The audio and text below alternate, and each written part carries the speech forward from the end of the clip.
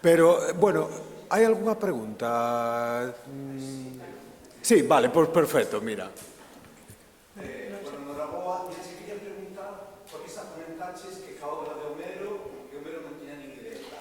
Pero seguía vendo o texto, hai alguna vinculación realmente co texto de Homero? Quer decir, se hai algún pasaje que pode vir do grego, ou simplemente pues, a autoría, despois de tanta traducción, a traducción originaria medieval, o sea, todo inventado, o de todo como información, porque A ver, a Ilíada de Homero, sí, sí, a ver, bueno, sí, hai e non hai. A ver, claro, eu simplifiquei unha historia textual que é moi complexa e moi densa. Realmente, claro, o que pasa con Homero é que o grego deixa de ser lexible en Europa occidental. Evidentemente, no Imperio Bizantino seguen lendo Homero na lingua orixinal, pero realmente en Occidente hai moi poucas persoas que lean grego, co cal o texto de Homero pérdese. O único que coñécese os contidos do texto homérico grazas ao que se chama a Ilias Latina, que é unha prosificación en latín que resume os contidos de Homero. O que pasa é que eso, por esa desconfianza en realidade, non sei como dicilo, científica, entre comiñas,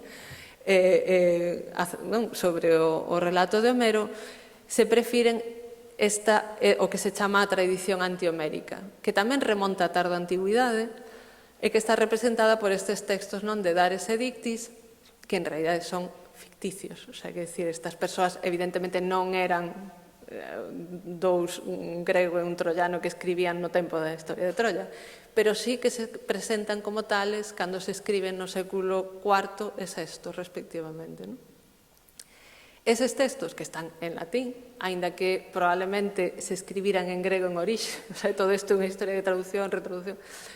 Eses textos son os que toma este Benoît de Saint-Maur como fonte para o seu grandísimo poema, non? O Román de Troia. Digo grandísimo porque ademais é que é moi longo.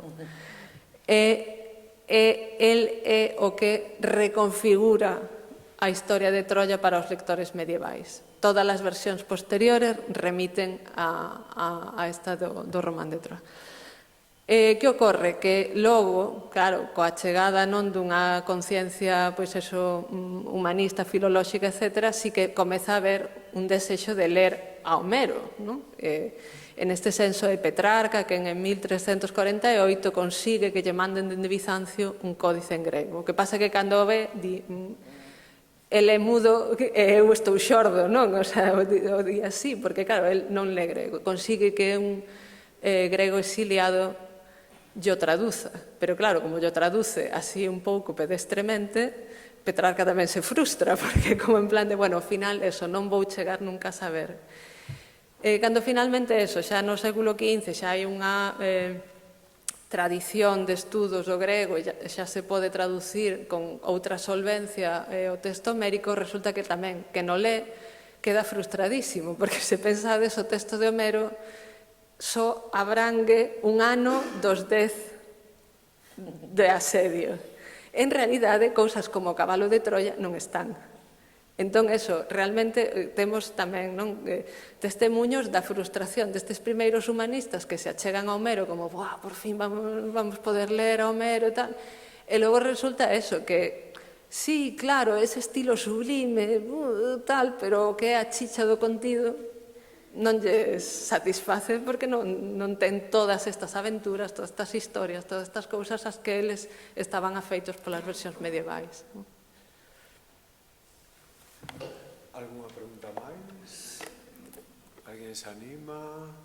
Mira, a mí chamou a atención o feito de que o libro que era para Alfonso XI falase dos lectores, dos supostos lectores, pero logo dixetes que o tamaño era espectacular e non me imagino aí na cama, non? Claro, non é un libro para ler pola noite. O que pasa é que, bueno, isto non o dixe, tería que te lo explicado. Normalmente na Idade Media este tipo de lecturas aristocráticas fanse en alto, é dicir, reúnense unha serie de persoas e hai unha persoa que lé para todas. E de feito, bueno, O proceso de lectura é un proceso comentado, que decir, len un cachiño, pausan para comentar. E que ti que che parece? No, pois este debía ter feito isto, ou este é mellor que este. Que decir, había unha lectura, eso, en realidade, pois eso, en alto e case dialogada. Co paso do tempo sí que vamos vendo libros máis pequenos, que ese sí poden ser para a lectura persoal, pero este tiña un carácter un pouco institucional, non? De algún xeito. Outra cuestión... Eu tiña unha pregunta para Rocío. Bueno, hai tantas cousas aí desto que toda a túa lectura da complexidade, non? E do carácter vanguardista, non? Deste programa iconográfico tan complexo e de creación dunha de un panteón para unha nova dinastía realmente que crea identidade tamén, pero sobre todo os vínculos que creas ca zona de Troyes, non? Que normalmente non son os vínculos que se establecen co norte e que no caso da arte que se engloba en torno ao Mestre Mateo parece que últimamente todo nos conduce aí, nos conduce a París, a Troyes. E quen concibe, porque ti mencionaste efectivamente Suárez de Deza, que estudaría en París, pero quen concibe un programa iconográfico tan complexo como que ti describes, tan denso, tan poético á mesma vez, que se percibe tamén no pórtico e no coro, pero tamén no panteón esa dimensión. Como crees que se concibe eso e que nos revela esta conexión co norte que faz ti? Bueno, eu a conexión co norte é que acelereime, non me daba tempo de contar todo eso, claro. Unha vez escrito un libro atopei unha noticia que dixe pero que teño que comprobar se é certa ou non, que Guillermo das Blancas Mans veu a Santiago. A min non me importa tanto que viñera Guillermo das Blancas Mans, sobre que tanto como o feito de que tumbas como as de Troyes, que eran de oro, esmaltes, piedras preciosas, que por primeira vez mostraban un corpo tridimensional, e o do cuñado rei en Barbó igual. Eso tivo que estar en boca de todos. Quer decir, non é tanto que vieran aquí escultores, nin orfebres, en realidad, aqueles eran orfebres, estes eran escultores. Como que alguén dixo, mira que alá fan unhas maravillas, que fan a corpo, bastaba con que lle contaran eso. Eso yo podían contar, porque non é que Suárez de Deza fora a París, é que seguiron indo a París todos os canónigos, os congos a estudiar. Pero que tamén había unha corte poética onde viñan trovadores e que sempre se falou de trovadores occitanos, non? E agora Soutocabo, así falando como isto me preocupaba con Soutocabo e con Santi Gutiérrez, porque que só viñeron occitanos, e que aquí só é que a lírica galego-portuguesa é só occitana, o que veu tamén Troubert de Languedoc, que é Troyes, quer dicir que é realmente Champaña, e que creo que tamén hai que romper unha lanza por romper o muro, de dicir, si, é a lírica galego-portuguesa. Eles atopan algunhas cousas que teñen máis que ver co Languedoc que coa poesía en Languedoc. E, bueno, tamén é certo que os coengos de Santiago, entre os primeiros trovadores estaban coengos de Santiago. Entonces todo isto é un micromundo onde está a música, os músicos eran parisinos, non? Os viñan de París, que hai que ampliar o foco, e que Champaña, eu reivindico Champaña, porque Champaña é a corte máis famosa, a Ilías Latinas se escribe para Enrico Xeneroso, el Cretien de Troyes está inventando a ficción en ese mundo, está dedicándolle a María de Francia ficción, e a ficción é facer un corpo, un doble dun corpo dun difunto encima, é unha ficción, non? Entonces, aquí foron moi receptivos, é que isto era realmente un núcleo cultural de primeira... De experimentación, de experimentación, claro, e de unha complexidade intelectual, creo. En dereito, olvidamos o dereito, para lle, bueno, vou falar mal, pero para lle facer colar o privilexio dos votos ao Papa Alexandre III, tiñas que ter un equipo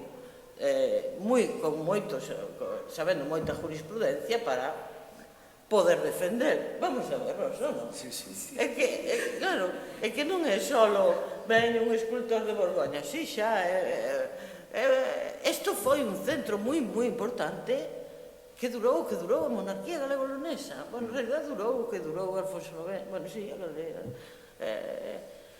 E eclipsouse, deixaron de dormir nas tumbas tamén e todo, pero tuvo que ser, é que claro, perdimos os códices, porque que temos? Dos retratos de regios, e que viñeron eses maravillosos pintores solo a facer dúas miniaturas, porque dúas xeracións distintas a facer dúas miniaturas, e aquí hai unha biblioteca perdida de todo tipo de manuscritos, iluminados e non, pero creo que sí. É que esa sofisticación está nas obras mesmas. Claro, aquí non é cuestión de buscar fragmentos literarios que expliquen, pero hai que extraer da análisis histórico-artística o que está nas obras mesmas tamén ese sentido. É que hai ese diálogo.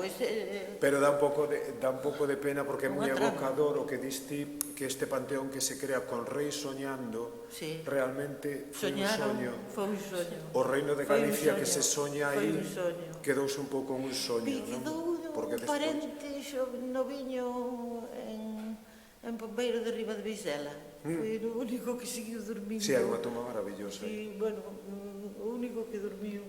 Pero bueno, é outra historia. Morreu novo, é outra historia. Facemos tomar un cafecito. Sí, unha mini pausa. Sí, vale.